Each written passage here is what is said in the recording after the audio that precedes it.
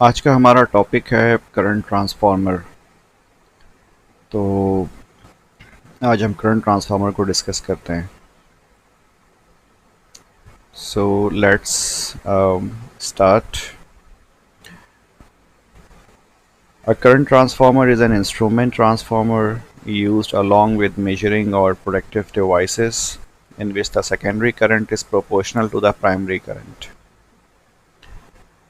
and differs from it by an angle that is approximately zero। तो सबसे पहली बात कि जो करंट ट्रांसफार्मर्स होते हैं ये इंस्ट्रूमेंट ट्रांसफार्मर की ही एक टाइप है, just like the potential transformer. इसको हम जो मेजरिंग इंस्ट्रूमेंट्स होती हैं या जो प्रोडक्टिव डिवाइसेस होते हैं उनके साथ हम इसको इस्तेमाल करते हैं, जिसमें सेकेंडरी करंट जो होता है वो प्रोपोर्शनल होता है प्राइमरी करंट के, जबकि जो फेज एंगल होता है या उसका डिफरेंस होता है, difference between the primary and secondary phase angle, वो अप्रॉक्सीमेटली ज़ीरो के बराबर होता है। तो मतलब क्या हुआ कि जो करंट ट्रांसफार्मर है ये एक टाइप है इंस्ट्रूमेंट ट्रांसफार्मर की, और इसको हम उन जगहों पे इस्तेमाल करते हैं जहाँ पर हमें बहुत हाई वैल्यू ऑफ करंट को मेजर करना हो, या हमें बहुत हाई वैल्यू ऑफ करंट जहाँ से जिन लाइन से फ्लो हो रहा हो तो वहाँ पर हमें एज आ प्रोटेक्टिव डिवाइसेस के तौर पे जो चीज़ें वहाँ पे लगी हुई इसको हमें वहाँ पे इस्तेमाल करना हो। So it's a kind of step down current transformer, you can say it, क्योंकि ये बहुत ज़्यादा हाई करंट को ये कन्वर्ट करता है लो वैल्यू ऑफ करंट में, ताकि हम उसको इनडायरेक्टली मेजर कर सकें। क्योंकि जो हमारे पास डिवाइसेस होती हैं मेजरिंग डिवाइसेस वगैरह लाइक एमीटर वगैरह, तो वो कोई बहुत ज़्यादा हाई करंट की वैल्यूज़ के लिए मैन्युफैक्चर नहीं की हुई होती, वो लो वैल्यू ऑफ करंट्स के लिए होती हैं। तो हम इसीलिए क्या करते हैं कि जो हाई वैल्यू ऑफ करंट है उसको हम स्टेप डाउन कर लेते हैं। हमें उसका जो प्रोपोर्शनलिटी होती है कि हमने किस प्रोपोर्शन से उसको स्टेप डाउन किया है वो हमें पता होता है, और वो जो लो वैल्यू ऑफ करंट जो हमारे पास सेकेंडरी वाइंडिंग में मिलती है उसको हम मेजर करते हैं, तो इनडायरेक्टली हमें पता चल जाता है कि जो प्राइमरी वाइंडिंग है वहाँ से कितना करंट फ्लो हो रहा होगा। So current transformers reduce high value currents to a much lower value and provide a convenient way of safely monitoring the actual electrical current owing in an AC transmission line using a standard ammeter। ठीक है, वही बात कि ये क्या करता है, reduce करता है हाई वैल्यू ऑफ करंट को बहुत ही लोअर वैल्यू ऑफ करंट में, ताकि हमारे लिए आसानी हो जाए सेफली मॉनिटर करना जो एक्चुअल इलेक्ट्रिकल लाइन से करंट फ्लो हो रहा होगा किसी भी एसी ट्रांसमिशन लाइन में। ठीक है, और उसको हम using the conventional standard ammeters हम उसको मेजर भी कर सकते हैं और मॉनिटरिंग भी कर सकते हैं। Function of CT. The principal function of a CT is to provide a proportional current at a level of magnitude which is suitable for the operation of low range measuring or protective devices such as indicating or recording instruments and relays। ठीक है, वही बात दोबारा यहाँ पर repeat हुई है कि जो फंक्शन है सीटी का, जो बुनियादी फंक्शन है वो क्या करना है कि ये प्रोड्यूस करता है एक proportional current at a level of magnitude. ठीक है, प्रोपोर्शनल करंट उस मैग्नीट्यूड में जो कि सुटेबल होता है ऑपरेशन ऑफ लो रेंज मेजरिंग्स के लिए, या फिर जो लो रेंज प्रोडक्टिव डिवाइसेस होती हैं उनको ऑपरेट करने के लिए। सो ये डिवाइसेस इंडिकेटिंग भी हो सकती हैं, रिकॉर्डिंग इंस्ट्रूमेंट्स भी हो सकते हैं, और रिलेज वगैरह भी हो सकते हैं जो कि लो वैल्यू ऑफ करंट पे ऑपरेट हो रहे हों। The primary and secondary currents are expressed as a ratio such as 100/5 or 1000/5 and etc। तो ये जो प्राइमरी और सेकेंडरी करंट्स के बीच में जो इनका जो आपस में रेशियो होता है, यानी कि किस तनासब से इसमें कमी या ज़्यादती होती है, वो आम तौर पे 100/5 होता है, या फिर 1000/5, या फिर इसी जैसे और दूसरे रेशियोज भी पॉसिबल होते हैं डिपेंडिंग अपॉन द कंडीशंस। तो इसमें जो आप देख रहे हैं कि जो ratio between primary and secondary current है, ठीक है। तो इसका मतलब यहाँ पे जो 100 आ रहा है that belongs to the primary current and this 5 belongs to the secondary current. तो 100 एम्पियर का जो करंट है वो बेसिकली स्टेप डाउन हो जाएगा 5 एम्पियर में, या 1000 एम्पियर का जो करंट है वो स्टेप डाउन हो जाएगा किसमें, 5 एम्पियर में। So this is basically the ratio between the primary and the secondary, but these are only two values mentioned here, but there can be multiple values or multiple ratios between the primary and the secondary of the current transformer. So again the same thing is explained here, that 100 ratio 5 of CT means 100 ampere flowing in the primary winding, ठीक है, and it will result in a 5 ampere flowing in the secondary winding। तो winding ऐसे की जाती है कि अगर primary current high हो बहुत ज़्यादा तो वो स्टेप डाउन हो जाए और उसका एक प्रोपोर्शनल वैल्यू जो है सेकेंडरी वाइंडिंग में फ़्लो हो, ठीक है, बहुत ही low value of current flow हो, ताकि जो हमारा रेटेड बर्डन है, ठीक है, जो कि सेकेंडरी वाइंडिंग से कनेक्ट हो, उसको एक करेक्ट और अप्रोप्रिएट वैल्यू ऑफ करंट जो है वो मिल सके, ठीक है। अच्छा जी, तो अब प्राइमरी वाइंडिंग में क्या होता है, अनलाइक द वोल्टेज और पावर ट्रांसफार्मर्स, यानी कि जो हमारे नॉर्मल जो वोल्टेज और पावर ट्रांसफार्मर्स होते हैं उनके बरखिलाफ, the current transformer consists of only one or very few turns in its primary winding, ठीक है। हमने जो पहले पीटी वगैरह देखे थे पावर ट्रांसफार्मर या पोटेंशियल ट्रांसफार्मर वगैरह, तो उसमें हमारे पास जो प्राइमरी वाइंडिंग हुआ करती थी वो वहाँ पे कम क्या कहते हैं जो वोल्टेज होता था वहाँ पे प्राइमरी वाइंडिंग में हाई हुआ करता था, और फिर जो सेकेंडरी वाइंडिंग थी वहाँ पे लो होता था, या फिर प्राइमरी वाइंडिंग में हमारे पास क्या कहते हैं लो वोल्टेज हो, या फिर सेकेंडरी में हमें हाई मिल जाया करता था, depending upon the number of ratios of turns, ठीक है।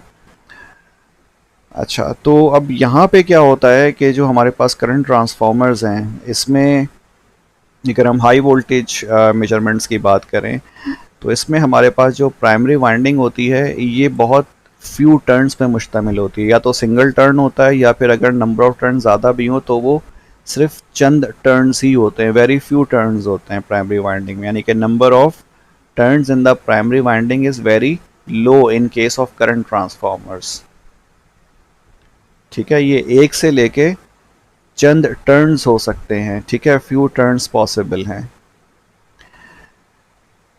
This primary winding can be of either a single turn, ठीक है ना, ये एक सिंगल टर्न भी हो सकता है, a coil of heavy duty wire wrapped around the core, or just a conductor or bus bar placed through a central hole, ठीक है।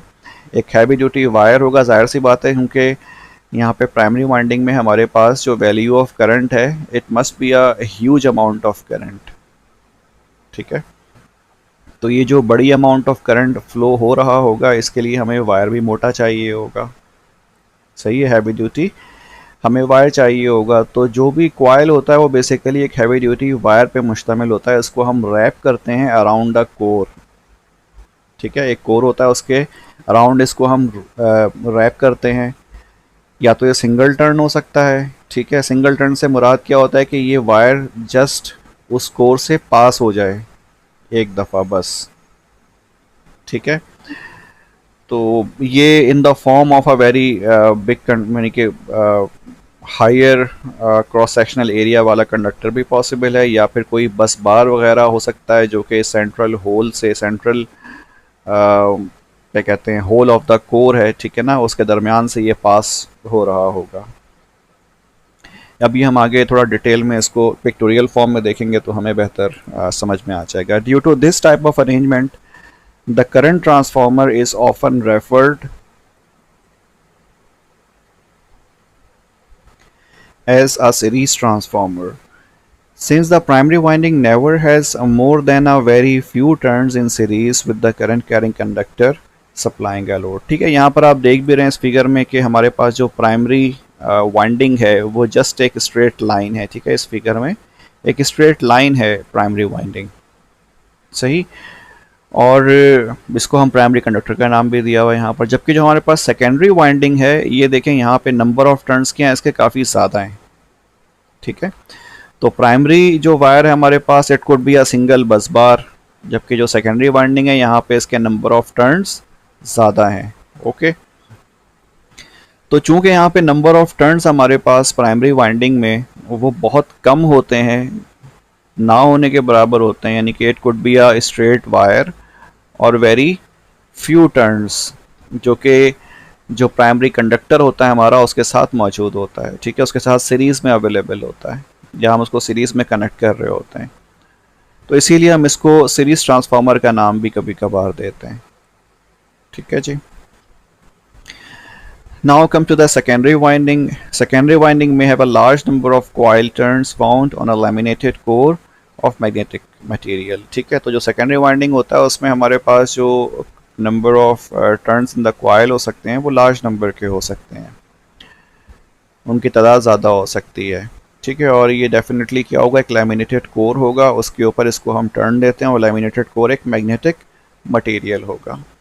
This core has a large cross sectional area so that the magnetic flux density created is low। ठीक है, ये जो core होता है हमारे पास, इसका जो क्रॉस सेक्शनल एरिया होता है वो बड़ा होता है, ताकि जो मैग्नेटिक फ्लक्स डेंसिटी क्रिएट हो वो लो हो। जब एरिया बड़ा हो जाएगा तो डेफिनेटली जो डेंसिटी होगी वो क्या हो जाएगी, वो रिड्यूस हो जाएगी। Using much smaller cross sectional area wire. ठीक है, और इसके अराउंड जो हम वायर लपेटते हैं सेकेंडरी वाइंडिंग के लिए, उसका क्रॉस सेक्शनल एरिया क्या होता है, लो होता है। तो कोर का तो मोटा होता है क्रॉस सेक्शनल एरिया, लेकिन जो हम सेकेंडरी वाइंडिंग के लिए जो तार इस्तेमाल करते हैं, जो वायर यूज़ करते हैं, उसका अपना क्रॉस सेक्शनल एरिया क्या होता है, छोटा होता है। और दोनों का पर्पस सिर्फ यही होता है कि जो क्या कहते हैं, जो मैग्नेटिक फ्लक्स डेंसिटी क्रिएट हो रही हो वो लो होनी चाहिए। ठीक है, तो अगर ये लो होगी तो ऑटोमेटिकली जो हमारे पास करंट इंड्यूस होगा सेकेंडरी वाइंडिंग में वो भी रिड्यूस्ड क्वांटिटी का होगा। So depending upon how much the current must be step down as it tries to output a constant current. ठीक है, तो ये दोनों जो फैक्टर्स हैं हमारे पास, यानी कि कोर का क्रॉस सेक्शनल एरिया कितना मोटा है और जो वायर हमने इस्तेमाल किया उसके नंबर ऑफ टर्न्स क्या हैं और उसका अपना क्रॉस सेक्शनल एरिया क्या है वायर का, जो कि सेकेंडरी वाइंडिंग में इस्तेमाल किया गया, इस पर डिपेंड करता है कि हमारे पास आउटपुट के ऊपर, यानी कि जो सेकेंडरी वाइंडिंग है वहाँ पे कितना करंट जनरेट होगा।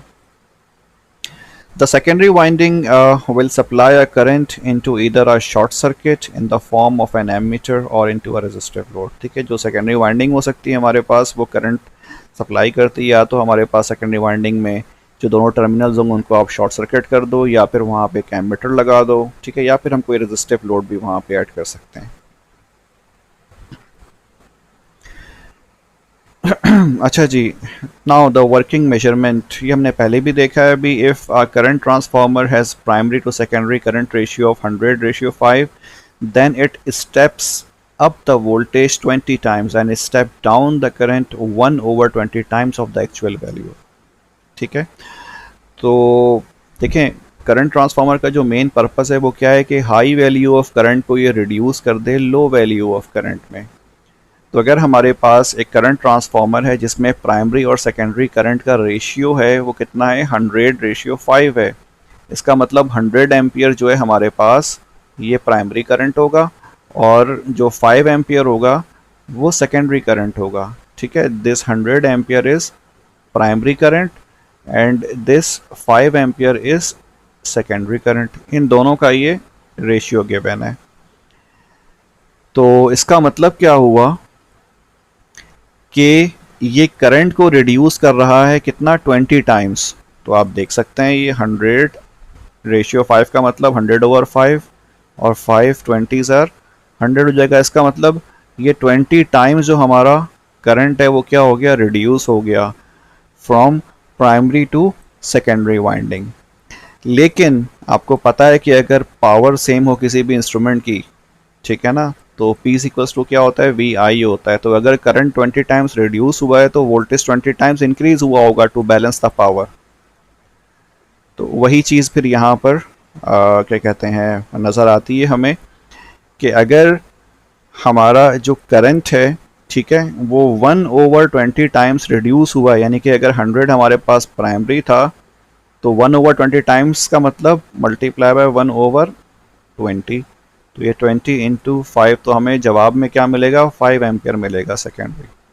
इसका मतलब 1/20 टाइम्स अगर ये रिड्यूस हुआ है करंट, तो 20 टाइम्स क्या होगा, वोल्टेज बढ़ जाएगा। ठीक है, हमारे पास जो सेकेंडरी वाइंडिंग होगी वहाँ पर फिर 20 टाइम्स वोल्टेज क्या हो जाएगा, इंक्रीज हो जाएगा। ठीक है जी। तो यही चीज़ जो है यहाँ पे लिखी हुई है कि if a current transformer has a primary to secondary current ratio of 100:5 then it steps up the voltage 20 times. ठीक है, तो ये क्या करेगा, ये वोल्टेज को 20 टाइम्स स्टेप अप कर देगा लेकिन करंट को 1/20 टाइम्स रिड्यूस कर देगा। ओके,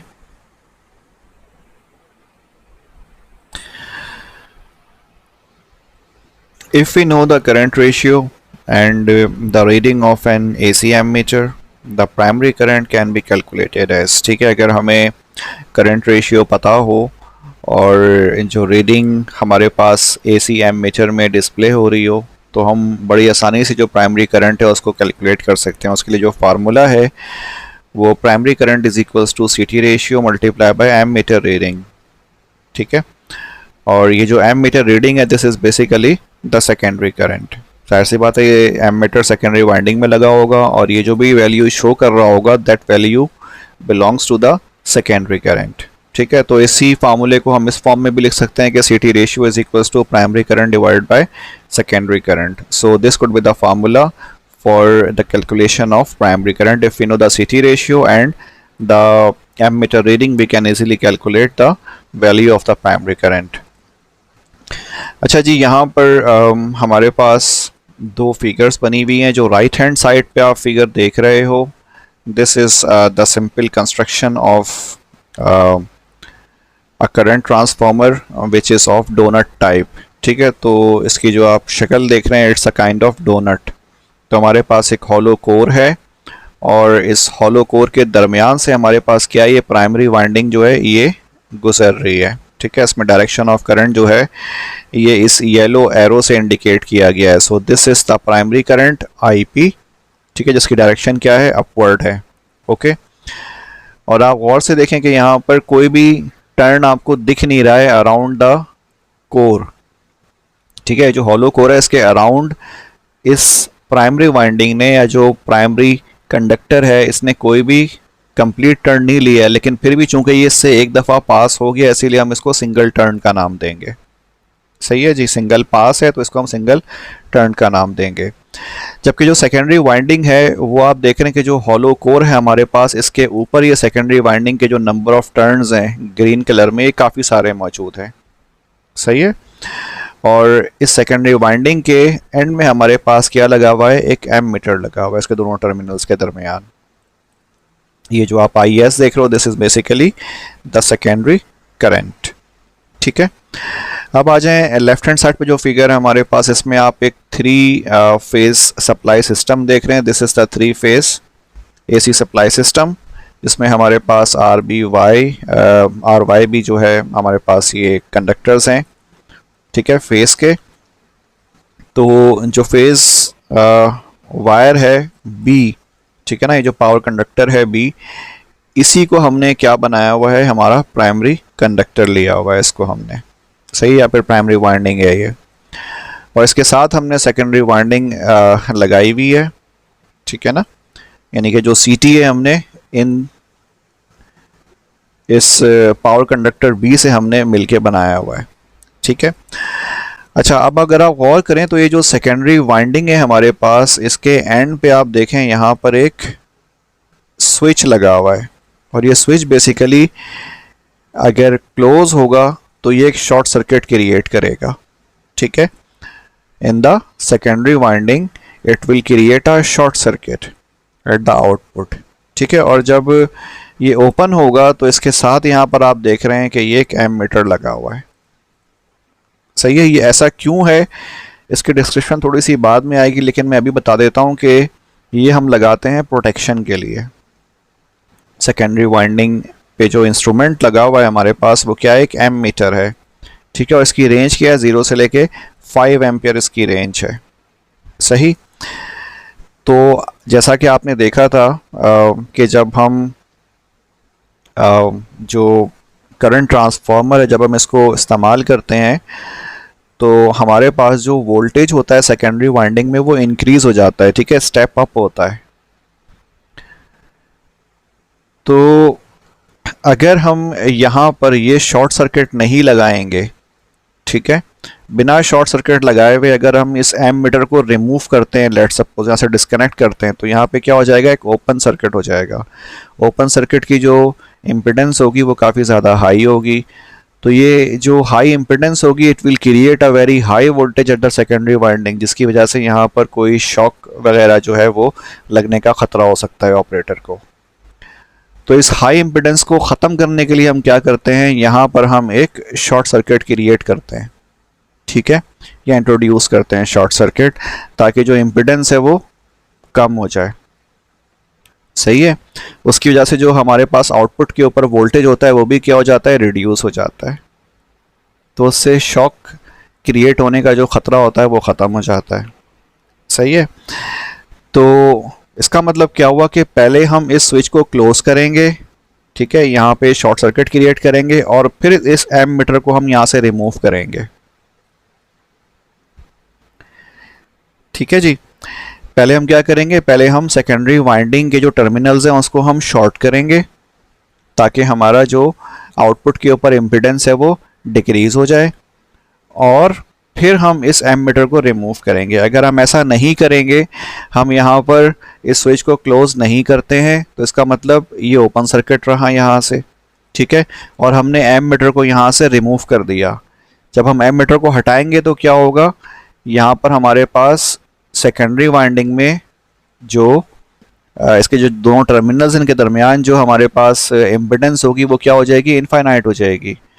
और ये इनफाइनाइट जो इम्पिडेंस होगी ये बहुत ज़्यादा हाई वोल्टेज क्रिएट करेगी एट द आउटपुट और एट द सेकेंडरी टर्मिनल, जो कि डेंजरस हो सकता है। ठीक है। तो उसको अवॉइड करने के लिए हम क्या करते हैं, या उससे बचने के लिए हम क्या करते हैं, हम पहले यहाँ पर शॉर्ट सर्किट क्रिएट करते हैं सेकेंडरी वाइंडिंग में, उसके बाद फिर हम इस एमीटर को यहाँ से रिमूव करते हैं।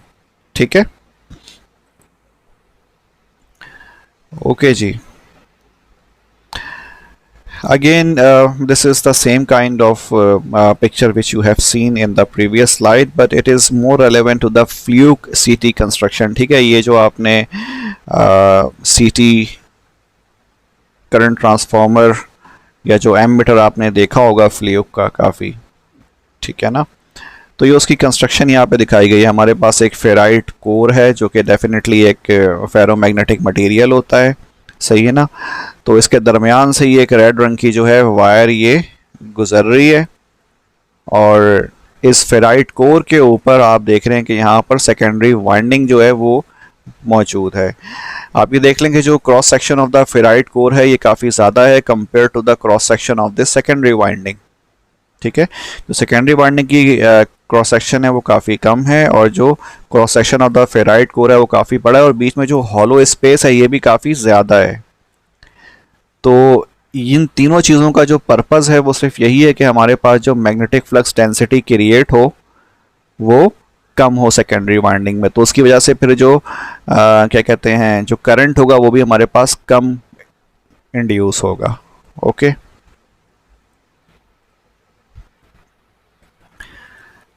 अच्छा जी। The next thing is burden of a load. What is burden of a load? ठीक है। बर्डन एक ऐसी टर्म होती है जो कि हम काफ़ी इस्तेमाल करते हैं NCT NPTs वगैरह। So the burden of a current transformer is the value of load connected across the secondary transformer winding. ठीक है। सेकेंडरी ट्रांसफार्मर वाइंडिंग के अक्रॉस में जो भी हमारे पास लोड कनेक्टेड होगा उसको हम क्या नाम देते हैं, उसको हम बर्डन का नाम देते हैं। The rated burden is the value of the burden on the name plate of the CT।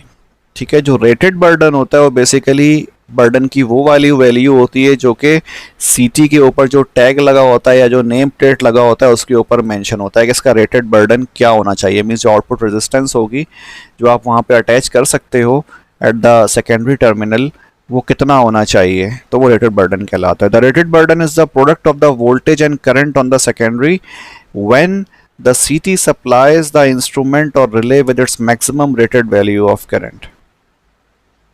ठीक है, तो ये बेसिकली किसके हिसाब से होता है, ये जो हमारे पास वोल्टेज और करंट होता है, ठीक है ना, जो सेकेंडरी वाइंडिंग में हमारे पास मौजूद होता है उन दोनों के प्रोडक्ट के बराबर होता है या उन दोनों के प्रोडक्ट पर डिपेंड करता है, ताकि जब सीटी सप्लाई कर रहा हो किसी भी इंस्ट्रूमेंट या रिले को for the maximum rated value of the current के लिए।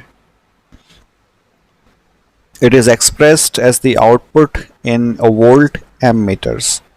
ठीक है, और ये जो है हम इसको हम जो मैंने कि आउटपुट जो इसका शो करते हैं हम या जो एक्सप्रेस करते हैं वो इन वोल्ट एमीटर करते हैं। The next thing is class of a CT, the extent to which the actual secondary current magnitude differs from the calculated value. ठीक है ना, जो सेकेंडरी करंट का मैग्नीट्यूड होता है जाहिर सी बात है वो हमेशा 100% एक्यूरेट तो नहीं होता, तो जितना ज़्यादा वो डेविएट हो सकता है अपनी रेटेड वैल्यू से या एक्चुअल वैल्यू से या एक्चुअल सेकेंडरी करंट से, ठीक है ना, तो उसकी जो एक्सपेक्टेशन होती है, ठीक है ना, वो डिपेंड किस पे कर रही होती है, सीटी रेशियो पे डिपेंड कर रही होती है, और इसी को हम क्या कहते हैं, एक्यूरेसी क्लास ऑफ द सीटी कहते हैं। ठीक है जी, so the extent to which the actual secondary current magnitude differs from the calculated value expected by the virtue of the CT ratio is defined as the accuracy class of the CT। ठीक है, यानी कि जो deviation आती है ना हमारे पास secondary current में from the actual expected secondary current से, ठीक है, वही उसकी क्या कहलाती है, एक्यूरेसी क्लास भी कहलाती है सीटी की। The greater the number use to define the class the greater the permissible current error. ठीक है, और जितना बड़ा नंबर डिफाइन किया गया होगा किसी भी या कोई भी मतलब किसी भी क्लास को रिप्रेजेंट करने के लिए, जितना बड़ा नंबर रिप्रेजेंट कर रहा होगा तो बड़ा नंबर बेसिकली इंडिकेट करता है कि उतना ही ज़्यादा करंट एरर जो है वो उसमें अलाउएबल है। ठीक है, अगर बड़ा नंबर लिखा होगा तो अलाउएबल एरर क्या होगा, वो भी बढ़ जाएगा। अगर छोटा नंबर मेंशन कर रहा होगा किसी भी क्लास को तो इसका मतलब वहाँ पे जो करंट एरर है वो भी क्या होगा, वो भी छोटा ही होगा, वो भी कम होगा। ठीक है, so big values for greater permissibility of current error and smaller number for the class that has smaller current error. Okay, अच्छा जी, अब यहाँ पर जो करंट ट्रांसफार्मर से रिलेवेंट जो तीन मेन फार्मूलाज हमारे पास होते हैं, कॉमन फार्मूलाज जो कि आपने पहले भी देखे हैं, जिसमें हमारे पास करंट टर्न रेशियो है। ठीक है, तो ये फार्मूला आपको याद रखना है, I S over I P. I S mean secondary current divided by primary current, means ratio of secondary and primary current बराबर किसके होता है, ratio of primary and secondary turn के। ठीक है जी, तो यहाँ पे जहन में रखिएगा कि हमारे पास ऊपर यहाँ पे आई एस आ रहा है लेफ्ट हैंड पे, और राइट हैंड पे हमारे पास न्यूमरेटर में प्राइमरी टर्न आ रहा है, तो ये सेकेंडरी और प्राइमरी दोनों रिवर्स हैं। तो करंट के केस में रिवर्स होता है, जबकि वोल्टेज टर्न्स में क्या होता है, V S ratio V P, यानी कि secondary voltage divide by primary voltage बराबर किसके, secondary turn divide by primary turn. तो दोनों तरफ हमारे पास न्यूमरेटर में सेकेंडरी है और डिनोमिनेटर में प्राइमरी है, तो ये फार्मूला आप याद रखिएगा। इसी तरह जो इम्पिडेंस टर्न्स रेशियो होता है, यानी कि relation between the impedance and the transformer turns ratio, वो यहाँ पे थोड़ा डिफरेंट होता है। इसमें क्या होता है, हमारे पास Z S divided by Z P is equals to N S divide by N P whole square. ठीक है, तो न्यूमरेटर डिनोमिनेटर में हमारे पास वैल्यू तो सेम है, बस फर्क क्या है कि हमारे पास जो टर्न्स रेशियो है वो स्क्वायर की फॉर्म में है, क्योंकि इम्पिडेंस जो है बेसिकली वो डिपेंड किस पे कर रहा होता है, करंट पे भी करता है, वोल्टेज पे भी करता है, इसीलिए यहाँ पर स्क्वायर की टर्म आ जाती है। अब वो कैसे आती है, इसकी डेरिवेशन है पूरी, that is a different story. आपने फ़िलहाल बस इसको याद रखना है, और मे बी आपने जो दूसरे सब्जेक्ट्स होंगे आपके पावर से रेलिवेंट, वहाँ पे शायद आपने इसको ड्राइव भी किया हुआ हो। अच्छा जी, यहाँ पे हमारे पास जो फिगर है, पहली फिगर आप देख रहे हैं, इसमें ये बेसिकली करंट ट्रांसफार्मर की फिगर है। तो प्राइमरी वाइंडिंग आप देख रहे हैं हमारे पास, इसमें नंबर ऑफ टर्न्स क्या है, एनपी वो कम है, और जो एनएस है यानी कि नंबर ऑफ सेकेंडरी टर्न्स वो ज़्यादा है। ठीक है, तो जो हमारे पास करंट फ्लो हो रहा है प्राइमरी वाइंडिंग में वो आईपी है। ठीक है ना, प्राइमरी करंट, और जो सेकेंडरी वाइंडिंग में फ्लो हो रहा है उसको हमने आई एस का नाम दिया है। Okay, and this is the same relation, I P N P is equals to I S N S. ठीक है ना, जो कि हमने यहाँ पर देखा था। This is basically the same relation. अच्छा जी, यहाँ पर एक चीज़ लिखी हुई है, N more I less V more, यानी कि अगर नंबर ऑफ टर्न ज़्यादा होंगे, सही है, सेकेंडरी नंबर ऑफ टर्न्स अगर ज़्यादा होंगे तो हमारे पास जो करंट होगा सेकेंडरी वाइंडिंग में वो क्या हो जाएगा, कम हो जाएगा। ठीक है, if the number of secondary turns is higher than the amount of current flowing through the secondary winding will become less. ठीक है, ये जो लेस और मोर की बात हो रही है in comparison to the primary turns की बात हो रही है, और प्राइमरी करंट की बात हो रही है।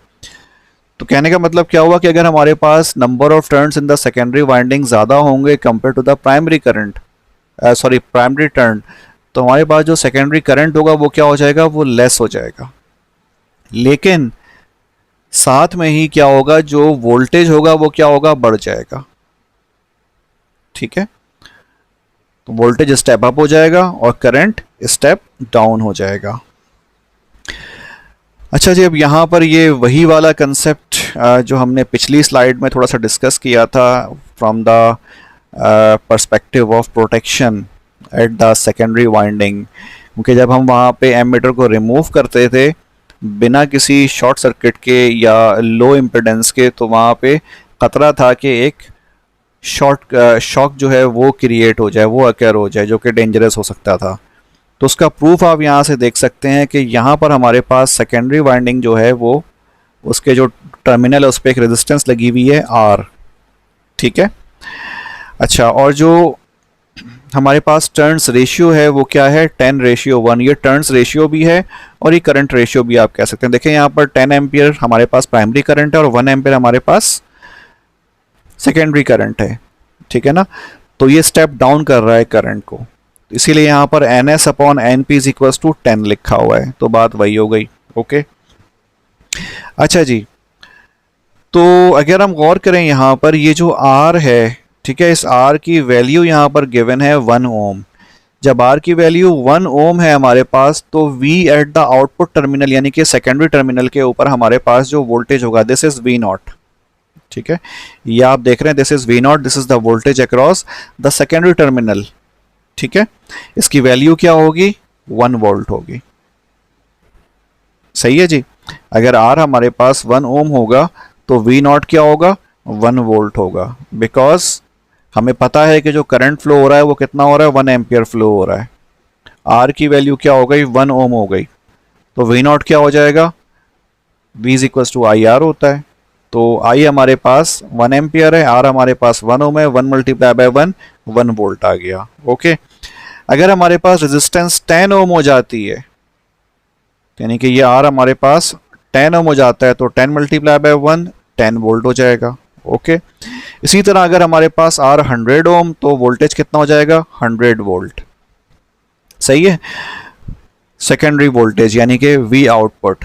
अगर 1 किलो ओम हो जाता है हमारे पास रेजिस्टेंस आउटपुट टर्मिनल पे या सेकेंडरी टर्मिनल पे, तो हमारे पास वी नॉट कितना हो जाएगा, 1 किलो वोल्ट हो जाएगा। ठीक है, और अगर फर्ज करें यहाँ पर हम एक ओपन सर्किट क्रिएट कर देते हैं, और ओपन सर्किट का रेजिस्टेंस क्या होती है, इनफाइनाइट होती है, तो इसका मतलब यहाँ पर जो वोल्टेज होगा that will also become infinite, या फिर बहुत हाई वोल्टेज क्रिएट हो जाएगी इन दोनों टर्मिनल्स के दरमियान। ठीक है ना, अगर इसी रेट से हम इसको ऑब्जर्व करते रहे, तो यहाँ पर अगर ओपन सर्किट हो जाएगा तो हमारे पास आउटपुट टर्मिनल के बीच में जो वोल्टेज होगा वो बहुत ज़्यादा हाई हो जाएगा। ठीक है, इनफाइनाइट हो जाएगा। तो इसीलिए हम क्या करते हैं, इसको ओपन सर्किट नहीं छोड़ते हैं एट द आउटपुट टर्मिनल, या सेकेंडरी वाइंडिंग के अक्रॉस हम इसको ओपन सर्किट नहीं छोड़ते हैं, बिकॉज बहुत ज़्यादा हाई वोल्टेज क्रिएट हो जाता है जो कि डेंजरस हो सकता है। इसमें एक बात अहम है और वो ये कि जब हमारे पास R100 हुआ, VP 100 V0 100 वोल्ट हो गया, तो जो प्राइमरी वोल्टेज है वो कितना हो गया, 10 वोल्ट हो गया। ठीक है, कितना हो गया, 10 वोल्ट हो गया। और अगर आप इन दोनों का रेशियो देखें, यानी कि ये 100 है और ये 10 है, ठीक है, तो ये रेशियो कितना रहेगा, 10 का रहेगा। ठीक है, जब V0 हमारे पास 1 किलो हो गया, यानी कि ये 1000 हो गया, तो VP कितना हो गया, 100 वोल्ट। अब भी रेशियो क्या होगा, 10 का ही होगा। ओके, तो यहां आप देख रहे हैं कि ये कितना है, 1 किलो वोल्ट है और हमारे पास VP कितना है, 100 वोल्ट है, तो इन दोनों का रेशियो कितना आ जाएगा, अगेन 10 ही आएगा। सही है, तो जिस हिसाब से हमारे पास आउटपुट के ऊपर वोल्टेज इंक्रीज हो रहा है, उसी हिसाब से हमारे पास जो इनपुट टर्मिनल है वहां पे भी वोल्टेज इंक्रीज हो रहा है, यानी कि प्राइमरी वाइंडिंग में भी इंक्रीज हो रहा है, और दोनों का जो डिफरेंस है वो 10 टाइम्स ही रहेगा। सही है जी, जो कि हमारे पास प्राइमरी और सेकेंडरी करंट के बीच का रेशियो था, वही सेम रेशियो यहाँ पर फॉलो होता रहेगा। ओके, आई होप के बात क्लियर हो गई होगी कि हमें जो सेकेंडरी वाइंडिंग है उसके टर्मिनल को अगर एनर्जाइज्ड कंडीशन है, ठीक है ना, अगर लाइव वायर्स हैं, तो उस कंडीशन में हमें सेकेंडरी वाइंडिंग को ओपन सर्किट क्यों नहीं छोड़ना चाहिए। ओके, अच्छा जी, नेक्स्ट टॉपिक है हमारा current transformer primary turns ratio. Large changes in current transformers turns ratio can be achieved by modifying the primary turns through the CT's window, where one pass is equal to one primary turn and more than one pass through the window results in the electrical ratio being modified। ठीक है, कहने का मतलब यह है कि जो current transformer होता है उसके जो टर्न्स रेशियो हैं, ठीक है, वो हम मुख्तलिफ कंडीशंस के लिए या मुख्तलिफ प्राइमरी और सेकेंडरी जो करंट है उसके रेशियो के लिए हम खुद क्या कहते हैं, मॉडिफाई कर सकते हैं depending upon the desired condition. सही है, अगर हमारे पास क्या कहते हैं, एक ट्रांसफार्मर है, लेट सपोज CT है जिसकी सेकेंडरी वाइंडिंग फिक्स है, ठीक है, तो अगर हमें सेकेंडरी वाइंडिंग में हमें 5 एम्पियर ही चाहिए मुस्तकिल, और हमारे पास जो प्राइमरी वाइंडिंग है, लेट सपोज, ठीक है ना, जो प्राइमरी हमारे पास क्या कहते हैं वायर है जिससे हम प्राइमरी वाइंडिंग क्रिएट करेंगे, तो जाहिर सी बात है कि हमेशा जो प्राइमरी वाइंडिंग का करंट होगा वो सेम तो नहीं हो सकता, वो कभी कम या फिर कभी ज़्यादा होगा। तो हर डिफरेंट वैल्यू के लिए आप एक नया CT तो क्रिएट नहीं करोगे। तो ऐसी कंडीशन में फिर हम क्या करते हैं कि हमारा जो मतलब जो बेसिक जो CT होता है वो उसमें क्या होता है कि हमारे पास जो प्राइमरी वाइंडिंग होती है वो सिंगल पास होती है, जैसा कि आप यहाँ पर पहली वाली फिगर में देख रहे हैं। ठीक है, this is our first figure. ठीक है, तो इसमें जो हमारे पास प्राइमरी वाइंडिंग है, जो प्राइमरी वायर है आप देख रहे हैं वो सिंगल पास है। ठीक है, ये एक लूप कहलाता है, यानी कि एक ही दफ़ा जो है ये सेकेंडरी वाइंडिंग से गुजरा है।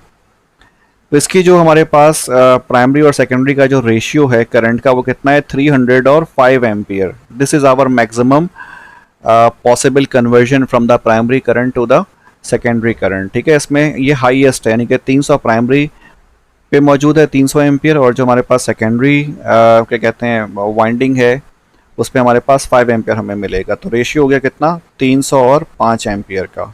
ओके, हम चाहते हैं कि हम यही ट्रांसफार्मर इस्तेमाल करें for different value of current, और डिफरेंट वैल्यू क्या हो, 150 एम्पियर हो प्राइमरी वाइंडिंग से जो फ्लो हो रहा होगा। तो हम क्या करेंगे, हम नंबर ऑफ टर्न जो होगा जो प्राइमरी वाइंडिंग का होगा वो हम यहाँ पे इंक्रीज कर देंगे बाय 1।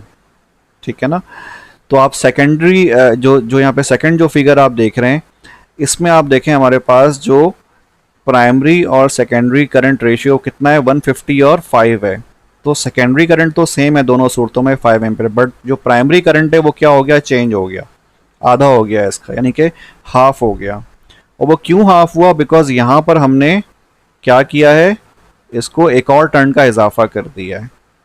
ठीक है, आप गौर करें अगर, तो पहले ये वायर एक दफ़ा पास हुआ इधर से और फिर दोबारा घूम के एक और दफ़ा पास हुआ, तो अब यहाँ पे नंबर ऑफ पासेस कितने हो गए इसके, 2 हो गए। तो ये क्या हो गया, 2 लूप्स हो गया।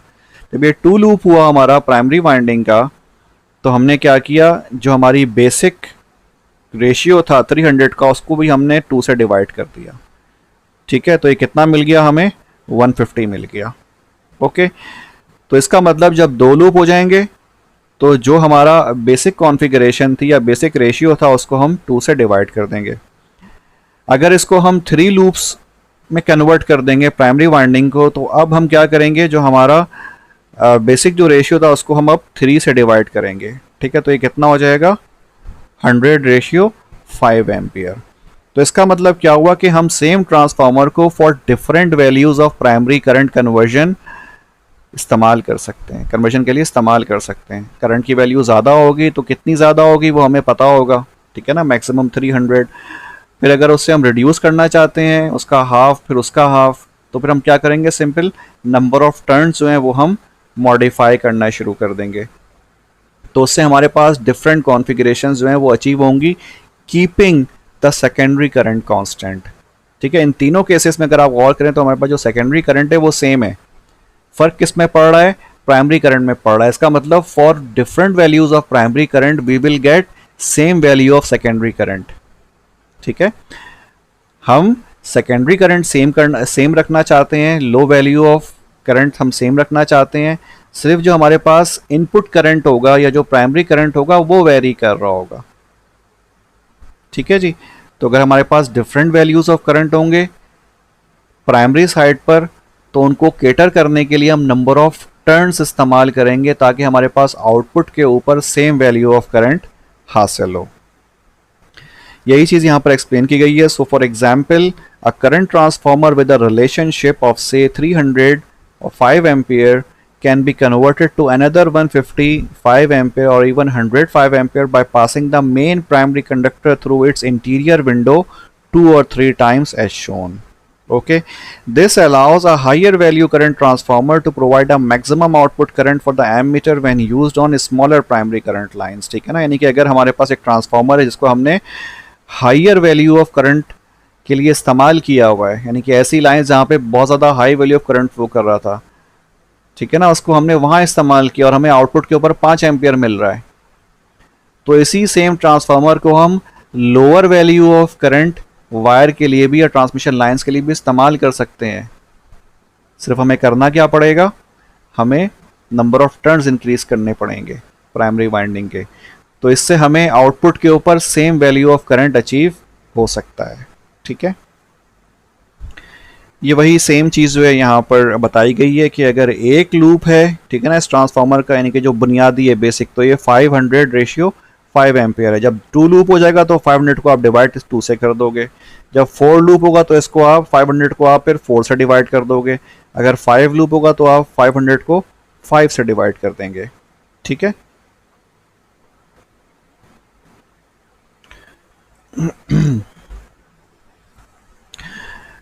अच्छा जी, if the current transformer has primary to secondary ratio of 100/5, then it steps up the voltage 20 times and steps down the current to 20/1 its actual value. In fact ये गलत लिखा हुआ है यहाँ पर, यहाँ पे क्या होगा 1/20, ये हमने पीछे स्लाइड में देखा था, ठीक है ना, तो ये थोड़ी सी मिस्टेक है इधर, ये वही सेंटेंस जो यहाँ पे रिपीट हुआ है। Hence, if we know current ratio I1/I2 of the transformer and the reading of the AC ammeter, the line current can be calculated. ठीक है ना, तो हम लाइन करंट को कैलकुलेट कर सकते हैं। इसकी एग्जांपल क्या है, 100/5 transformer is use in conjunction with a 5 ampere ammeter. ठीक है ना, एक ट्रांसफार्मर है इसका रेशियो क्या है 100/5, और इसको हमें इस्तेमाल करना है किसके लिए, एक 5 एम्पियर के एमीटर के साथ। If the latter reads 3.5 ampere, अगर जो लेटर है, लेटर मीन्स ये जो एम मीटर है हमारे पास, अगर ये 3.5 एम्पियर रीड करता है तो फाइंड द लाइन करंट, आपने लाइन करंट बताना है, यानी कि जो प्राइमरी करंट है वो बताना है। तो सिंपल हमें I1 ओवर I2 तो पता है 100:5 के बराबर है, ठीक है ना। और जो सेकेंडरी करंट है हमें वो भी मालूम है 3.5 एम्पियर, सही। तो ये जो प्राइमरी करंट का रेशियो है बेसिकली ये टर्न्स रेशियो के बराबर भी आप इसको कह सकते हैं, ठीक है ना। तो सिंपल हमें करना कुछ नहीं है, हमें 100:5 तो पता है, इसको आप मल्टीप्लाई किससे कर दोगे, 3.5 से कर दोगे तो हमें कितना मिल जाएगा, 70 एम्पियर मिल जाएगा। ओके अच्छा जी, another example, a bar type current transformer which has one turn on its primary and 160 turns on its secondary is to be used with a standard range of ammeter that have an internal resistance of 0.2 ohm. The ammeter is required to give a full scale deflection when the primary current is 800 amps.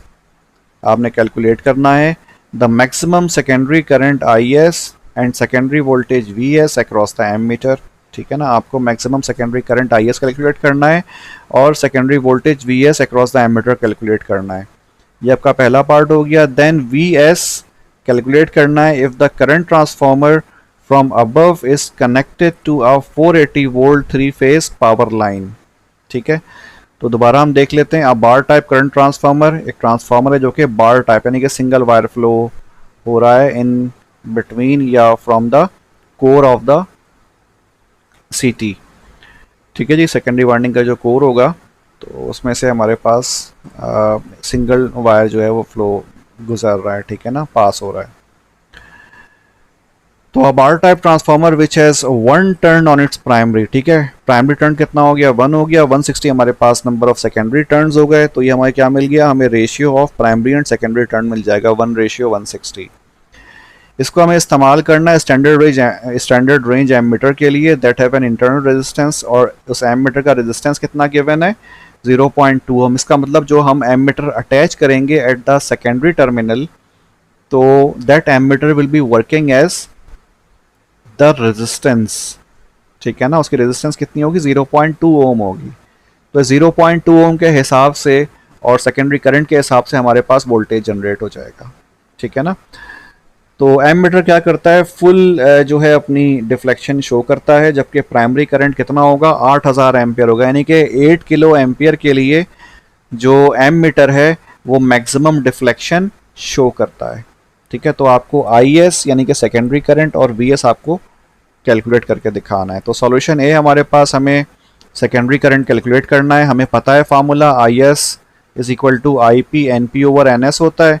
तो primary current हमें पता है 800 ampere है, ठीक है, 800 ampere.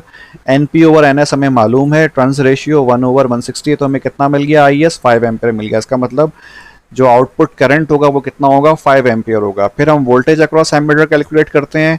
Voltage के लिए हमें रेजिस्टेंस चाहिए, रेजिस्टेंस हमें गिवन है, कितनी इंटरनल रेजिस्टेंस, 0.2 ओम गिवन है एमीटर की, ठीक है। तो हम सिंपल इस सेकेंडरी करंट को मल्टीप्लाई किससे कर देंगे, रेजिस्टेंस से मल्टीप्लाई कर देंगे, हमें कितना मिल जाएगा, 1 वोल्ट मिल जाएगा, ठीक है। तो ये हमने फाइंड कर लिया।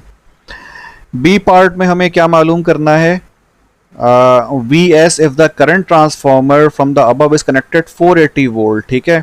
हमें VS कैलकुलेट करना है, मीन सेकेंडरी वोल्टेज। अगर इस करंट ट्रांसफार्मर को हम अटैच किसके साथ कर देते हैं, 480 वोल्ट 3 फेज पावर लाइन के साथ इसको हम अटैच करते हैं, ठीक है। तो हमें फार्मूला पता है VS is equal to VS NS over NP। तो हमारे पास प्राइमरी वोल्टेज कितना है, 480 वोल्ट है। NS ओवर NP हमारे पास कितना हो जाएगा, 160 ओवर 1 हो जाएगा। सेकेंडरी वाइंडिंग 160 है, प्राइमरी वाइंडिंग 1 है, तो हमें कितना मिल जाएगा, 76.8 किलो वोल्ट, यानी कि 76,800 वोल्ट। तो इसका मतलब अगर प्राइमरी वोल्टेज ज़्यादा होगा तो हमारे आउटपुट के ऊपर वोल्टेज कितना ज़्यादा होके मिल रहा है, ठीक है जी। और ये है करंट ट्रांसफॉर्मर ही, ओके।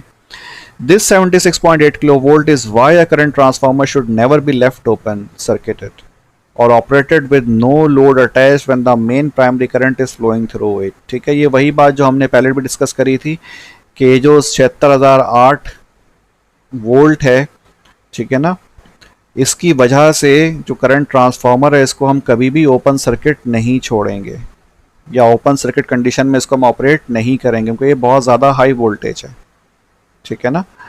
तो हम हमेशा क्या करते हैं, हम हमेशा जब भी एमीटर को रिमूव करते हैं तो उसको हम शॉर्ट सर्किट पहले करते हैं सेकेंडरी वाइंडिंग को, और फिर उसको हम रिमूव करते हैं ताकि जो रिस्क ऑफ शॉक हो वो एलिमिनेट हो सके।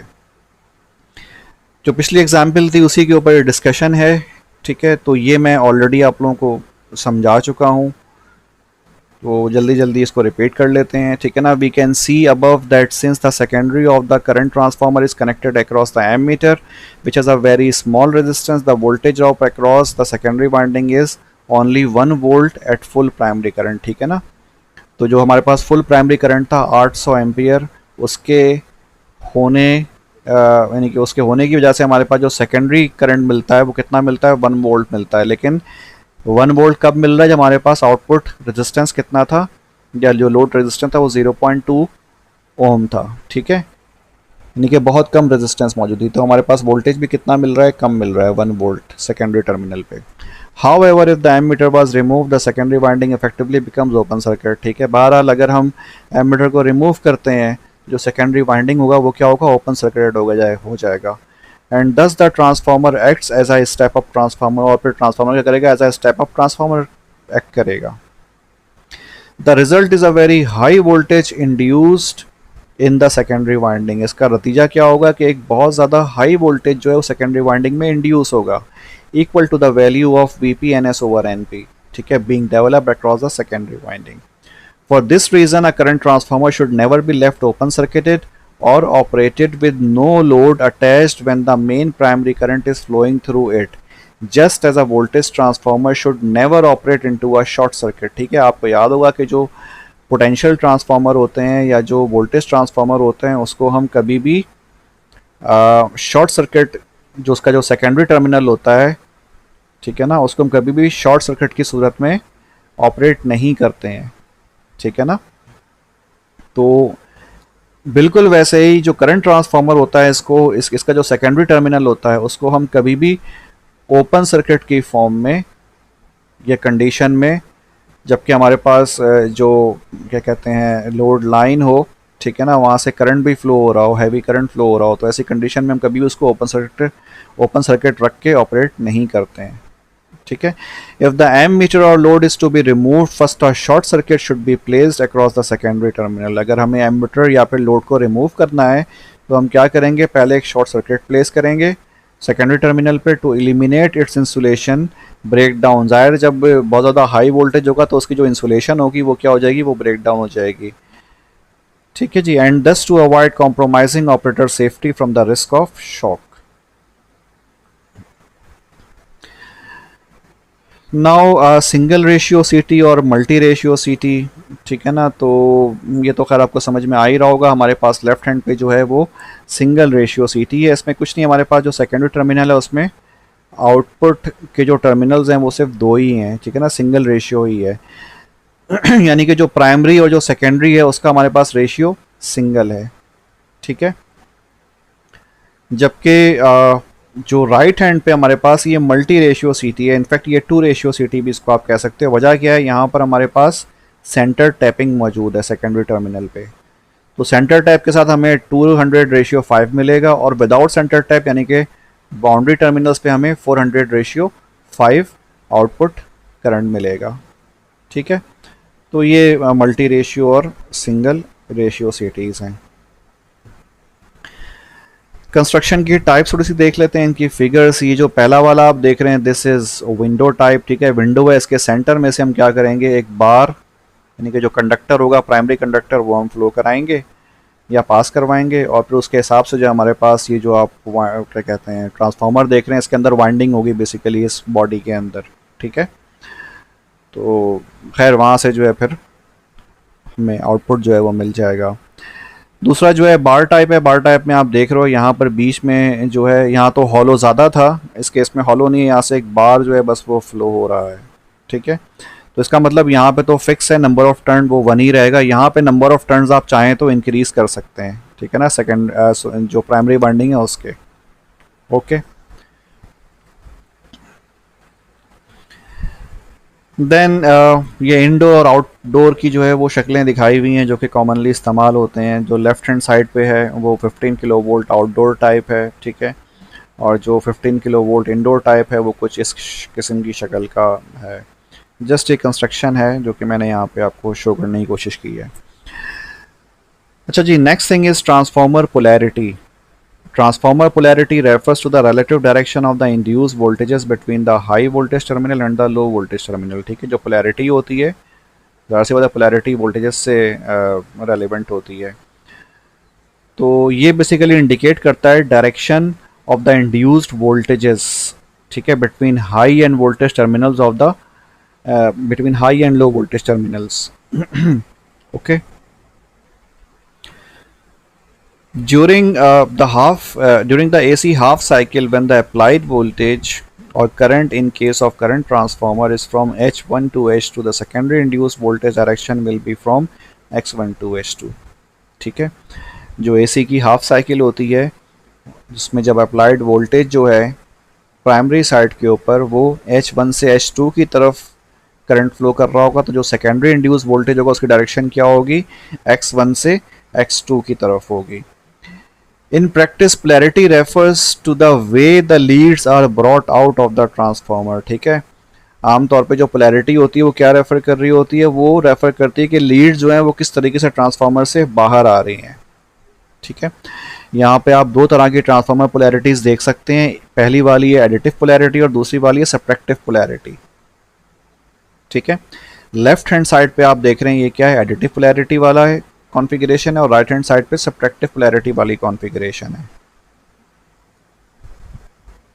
ठीक है जी, तो ये आप लोगों को याद होगा कि जो एडिटिव पोलैरिटी होती है उसमें क्या होता है कि अगर लेफ्ट हैंड साइड पे देखें ये क्या है, काउंटर क्लॉकवाइज है। ठीक है, जब ये काउंटर क्लॉकवाइज होगा तो यहाँ पे मैग्नेटिक फील्ड की डायरेक्शन क्या होगी, इस कोर में डाउनवर्ड डायरेक्शन होगी। सही है, और जो हमारे पास राइट हैंड साइड का जो क्या कहते हैं वाइंडिंग है, यहाँ पे क्या है, ये क्लॉकवाइज है। क्लॉकवाइज होगा तो यहाँ पे डायरेक्शन क्या होगी, अपवर्ड डायरेक्शन होगी। ठीक है, इसका मतलब क्या हुआ कि यहाँ पे मैग्नेटिक फील्ड क्या होगी, एडिटिवली फ्लो करेगी इस तरीके से, यानी कि सर्कुलर डायरेक्शन में फ्लो कर रही होगी। ओके, आप इसको ऐसे भी कह सकते हैं, यूँ इस तरह से ये फ्लो करेगी मैग्नेटिक फील्ड इसके अंदर। ओके, तो ये क्या होगी, बेसिकली एडिटिव हो जाएंगे, यानी कि दोनों फील्ड्स एक दूसरे को क्या कर रही होंगी, सपोर्ट कर रही होंगी, निगेट नहीं कर रही होंगी। लेकिन जो राइट हैंड पे जो हमारे पास फिगर है जिसमें सब्ट्रैक्टिव कॉन्फ़िगरेशन है, इसमें आप देख रहे हैं कि काउंटर क्लॉकवाइज है। काउंटर क्लॉकवाइज का मतलब क्या है, डाउनवर्ड डायरेक्शन इधर भी। ठीक है, और जो राइट हैंड साइड पे हमारे पास सॉरी जो राइट हैंड साइड पे आप कॉन्फ़िगरेशन देख रहे हैं इधर, ठीक है ना, वो सेकेंडरी वाइंडिंग की, ये भी क्या है, काउंटर क्लॉकवाइज अगेन। तो अगेन यहाँ पर डायरेक्शन ऑफ मैग्नेटिक फील्ड क्या होगी, डाउनवर्ड डायरेक्शन होगी। तो यहाँ से ये फ्लो करेगी, यहाँ से ये फ्लो करेगी, दोनों दूसरे को क्या कर रहे हैं, अपोज कर रहे हैं, तो ये सब्ट्रैक्टिव कहलाती है। और आप देख रहे हैं कि ये डिपेंड किस पे ऊपर कर रहा है, ये डायरेक्शन ऑफ वाइंडिंग पे डिपेंड कर रहा है कि डायरेक्शन ऑफ वाइंडिंग किस तरीके से है।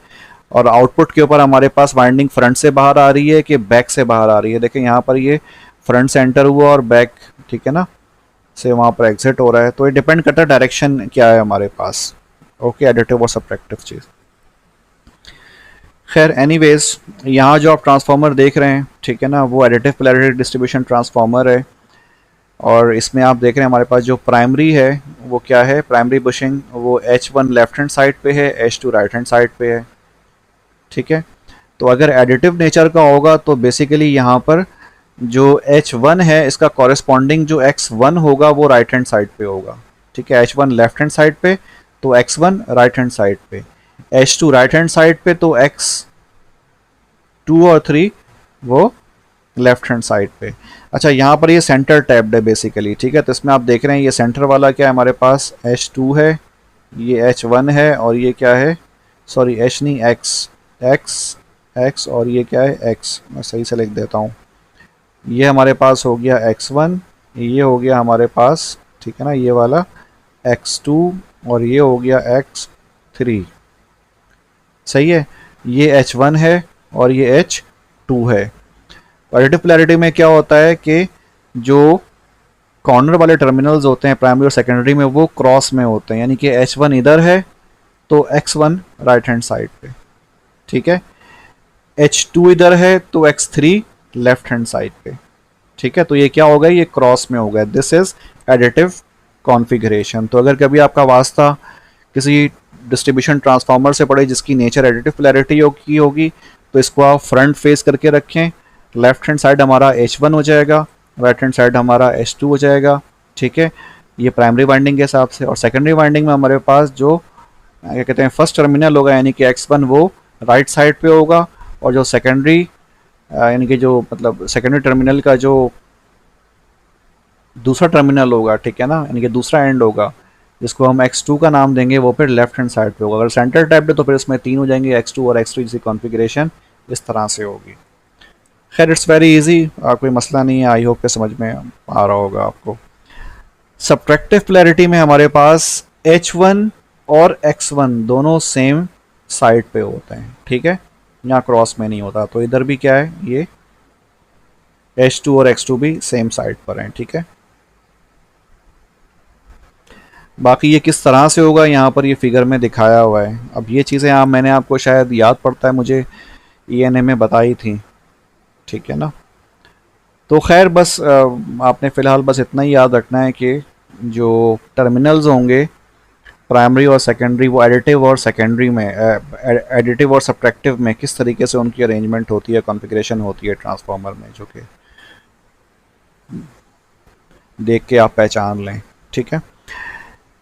अच्छा जी, instrument transformers polarity arrangement. Instrument transformers PTs and CTs are large sub station transformers are subtractive polarity, ठीक है। इंस्ट्रूमेंट ट्रांसफार्मर जो कि PT CT होंगे, या फिर लार्ज सब स्टेशन ट्रांसफार्मर जो होंगे, उनकी जो पोलैरिटी होती है आमतौर पे वो सब्ट्रैक्टिव पोलैरिटी होती है। इसका मतलब क्या हुआ कि H1 और X1 जो होंगे बुशिंग्स, वो सेम साइड पे होंगे ट्रांसफार्मर के। This standard was adopted to make it easier to read electrical schematics and construct phasor diagrams, ठीक है। ये अडॉप्ट किया गया था ताकि इलेक्ट्रिकल स्कीमेटिक हैं और जो फेजर कंस्ट्रक्शन वगैरह है वो आसान रहें। Distribution transformer polarity arrangement. Distribution transformers है एडिटिव पोलैरिटी, ठीक है। पहला वाला इंस्ट्रूमेंट ट्रांसफार्मर का था और दूसरा वाला क्या है, डिस्ट्रीब्यूशन ट्रांसफार्मर की पोलैरिटी है। तो जो इंस्ट्रूमेंट ट्रांसफार्मर है वहाँ पे पोलैरिटी जो होती है सब्ट्रैक्टिव होती है, और जो डिस्ट्रीब्यूशन ट्रांसफार्मर होते हैं वहाँ पे पोलैरिटी एडिटिव पोलैरिटी रखी जाती है। दोनों में डिफरेंस है। तो जब एडिटिव पोलैरिटी होगा तो H1 और X1 दोनों क्या होंगे, ऑपोजिट साइड पे होंगे या फिर डायगोनली अरेंज्ड होंगे। This standard was developed very early. ये स्टैंडर्ड बहुत पहले जो है अडॉप्ट कर लिया गया था, एंड हैज़ बीन एडहियर्ड, और फिर इसको कंटिन्यू कर दिया गया in order to prevent confusion, ताकि कोई कन्फ्यूजन ना रहे फिर बाद में, ठीक है, चेंज करें तो ये सही नहीं था। जो स्टैंडर्ड पहले अडॉप्ट किया गया था फिर उसी के साथ जो है फिर वो कंटिन्यू कर लिया गया, ठीक है ना, ताकि कभी पैरेलल में ऐड करना हो या रिप्लेस करना हो तो कोई कन्फ्यूजन ना हो। बुशिंग अरेंजमेंट क्या है, in electric power, a bushing is a hollow electrical insulator that allows an electrical conductor to pass safely through a conducting barrier such as the case of a transformer और circuit breaker. आपको पता है bushing क्या होती है, ठीक है। Bushing एक ऐसा हॉलो इलेक्ट्रिकल इंसुलेटर होता है जिसके दरमियान से क्या इलेक्ट्रिकल कंडक्टर पास हो रहा हो सेफली, ठीक है, without any connection with the surroundings या कंडक्टर्स, ठीक है जी। तो खैर मुझे बताने की आई थिंक शायद ज़रूरत नहीं है, इसको आप लोग खुद रीड कर लीजिएगा, सही। बुशिंग वगैरह जो है पिछली फिगर में दिखाया गया था, कुछ नहीं। Bushing is just like the cover और insulation. Now the class of a CT, the extent to which the actual secondary current magnitude differs from the calculated value, ठीक है, जिस हद तक secondary current magnitude differ करता है calculated values से, ठीक है ना, expected by the virtue of the CT ratio is defined as the accuracy class of the CT। इसको हम क्या कहते हैं, accuracy class कहते हैं, ठीक है। जितना ज़्यादा डिफ़र करेगा उतना ही ज़्यादा accuracy class की फिगर्स में वैल्यू भी क्या होगी, हाई होगी। The greater the number use to define the class, ठीक है, जितना बड़ा नंबर इस्तेमाल किया जाएगा किसी भी सिटी की क्लास को मेंशन करने के लिए, तो the greater the permissible current error could be, ठीक है। तो जो एरर करंट होगा वो भी ज़्यादा ही होगा। तो अगर क्लास की फिगर ज़्यादा इस्तेमाल हो रही है, ग्रेटर नंबर इस्तेमाल हो रहा है उसको रिप्रेजेंट करने के लिए, तो फिर इसका मतलब क्या होगा कि जो करंट एरर होगा वो भी ज़्यादा होगा, ठीक है ना। करंट एरर का मतलब the deviation in the actual secondary current from the calculated value. Now the selection guide के हम ट्रांसफार्मर को किस तरीके से सेलेक्ट करेंगे सीटी को। We have to choose a CT with characteristics that suited to its application. ठीक है, हमें एप्लीकेशन के हिसाब से करंट ट्रांसफार्मर को चूज करना होता है। सबसे पहला जो है वो मीटरिंग सीटी, यानी कि ऐसे करंट ट्रांसफार्मर जिनको हम मीटरिंग पर्पस के लिए इस्तेमाल करते हैं। अब ज़ाहिर है जब हम मीटरिंग के लिए इस्तेमाल करेंगे तो यहाँ पर एक्यूरेसी की रिक्वायरमेंट ज़्यादा होगी, बिकॉज का ताल्लुक फिर बिलिंग से भी है।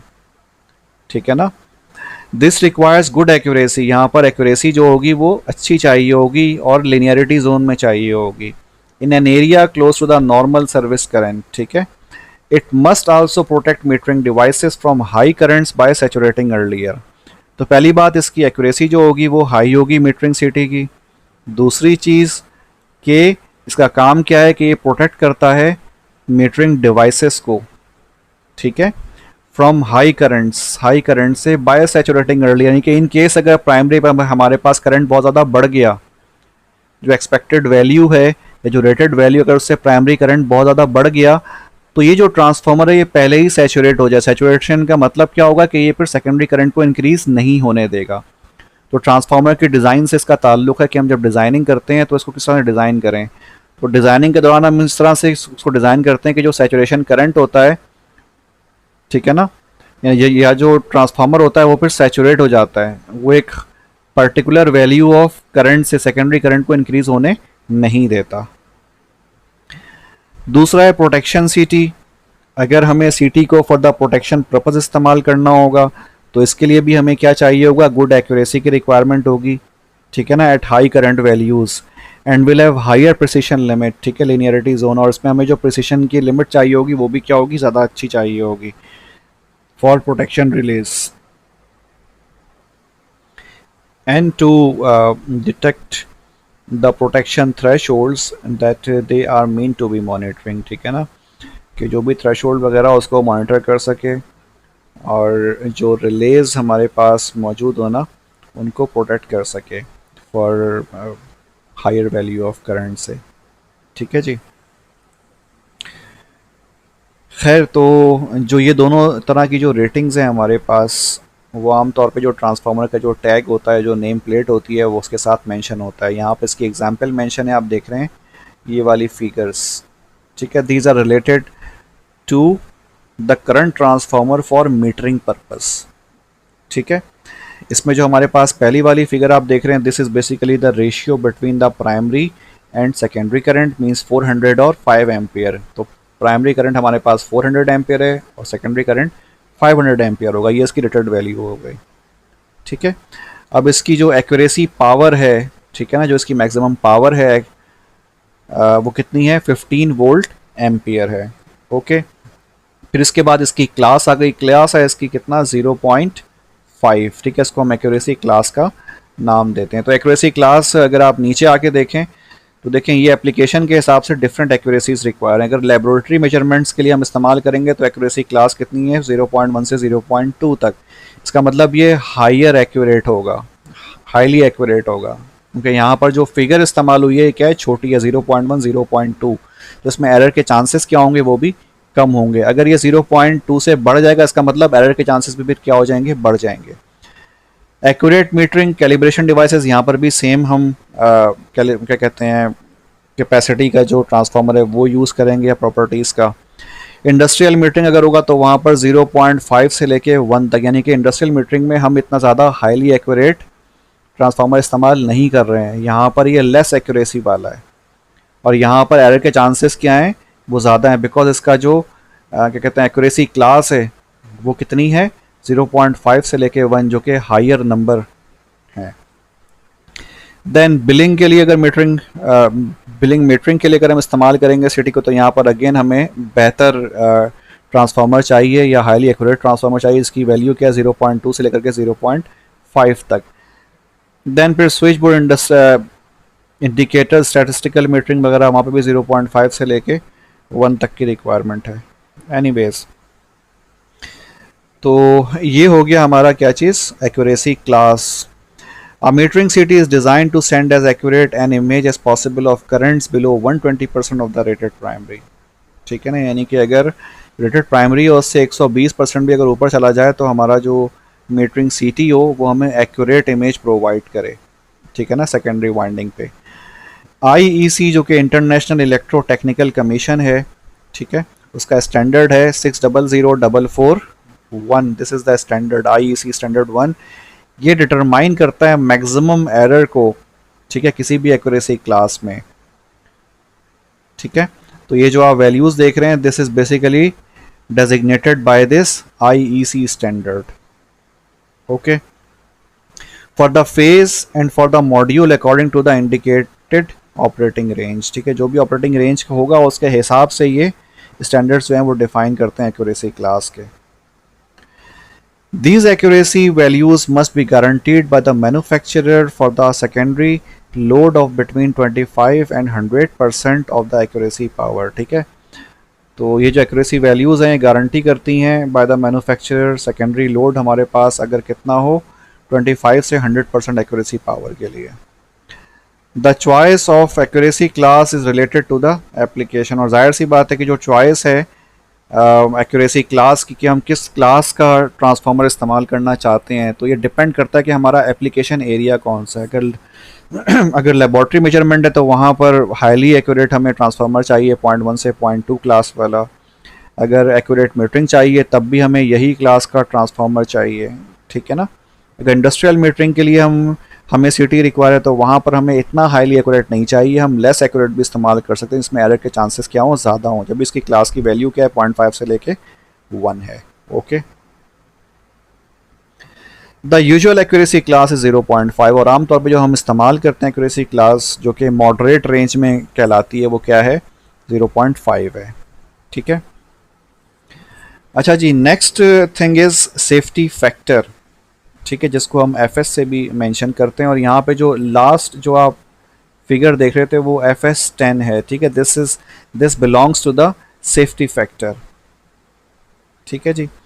So in order to protect the metering device connected to the CT from high currents on the medium volt side, instrument transformers must have early saturation characteristics, ठीक है ना। यानी कि अगर प्राइमरी साइड पे करंट बहुत ज़्यादा बढ़ जाता है रेटेड वैल्यू से, तो जो मीडियम वोल्टेज की जो साइड होगी इंस्ट्रूमेंट ट्रांसफार्मर की, तो इंस्ट्रूमेंट ट्रांसफार्मर की इस काबिल हो कि वो जो है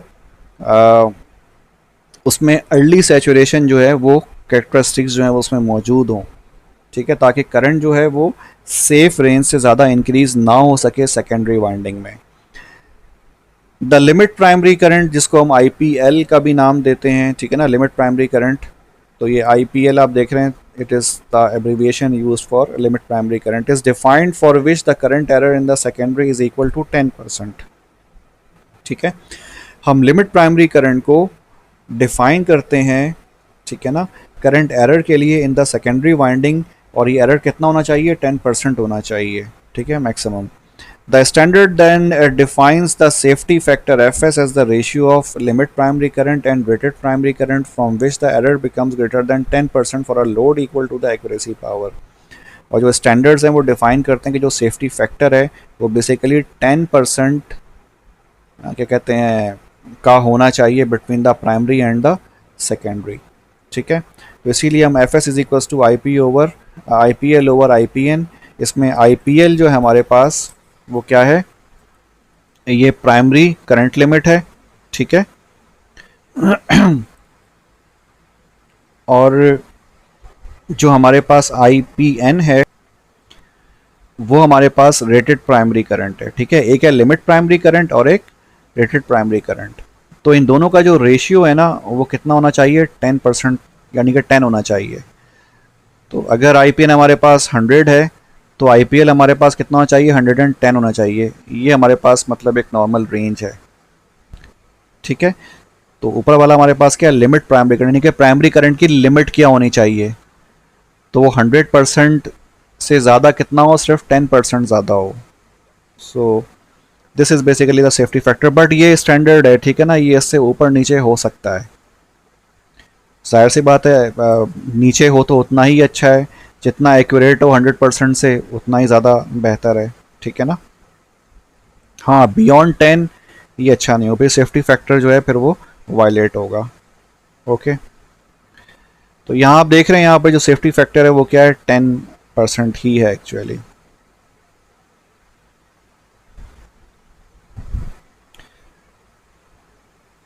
ओके जी, जो नेक्स्ट क्लास है हमारे पास, ठीक है ना, ट्रांसफार्मर की, करंट ट्रांसफार्मर की, वो है प्रोटेक्शन क्लास। पहली वाली थी मीटरिंग क्लास, ठीक है। तो इसमें जो एक्यूरेसी क्लास होगी वो मोर लेस वही सेम चीज़ें यहाँ पर भी मौजूद हैं।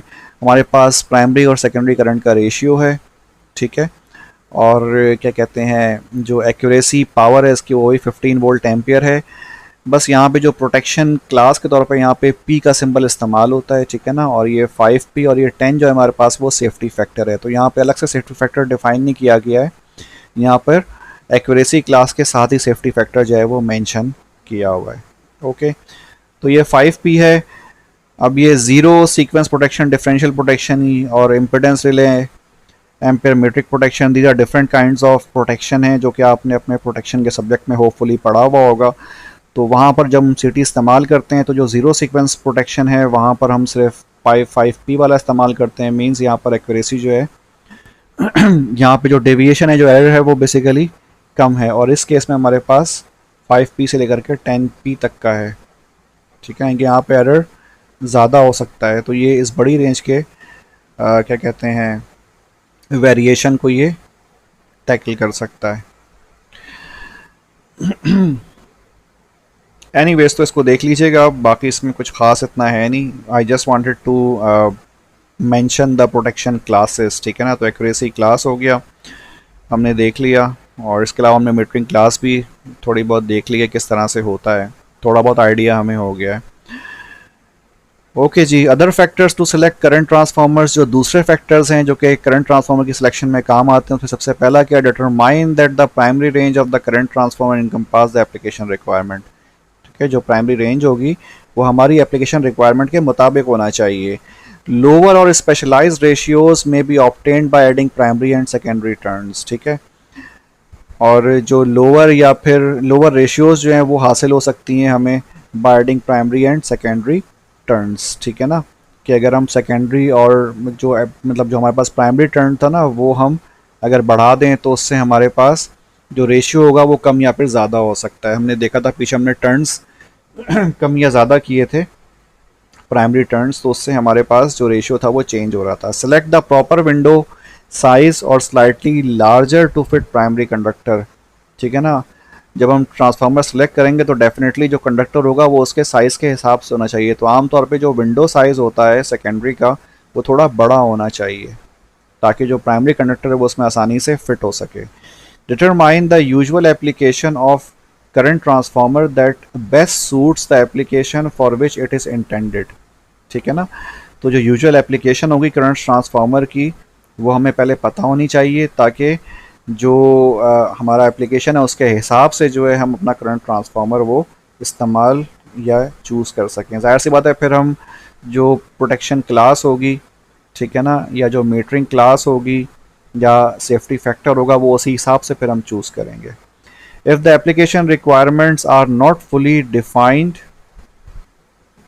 Refer to burden and accuracy information, ठीक है। अगर एप्लीकेशन रिक्वायरमेंट जो है वो फुली डिफाइंड नहीं है तो फिर आप रेफर इसको करेंगे, फिर आप बर्डन और एक्यूरेसी इंफॉर्मेशन को रेफर करेंगे। After selecting a transformer check its accuracy and burden capabilities by referring to the information page for the transformer, ठीक है। देन फिर आप उसके डिटेल में जाएँ और दैट्स डिफरेंट स्टोरी।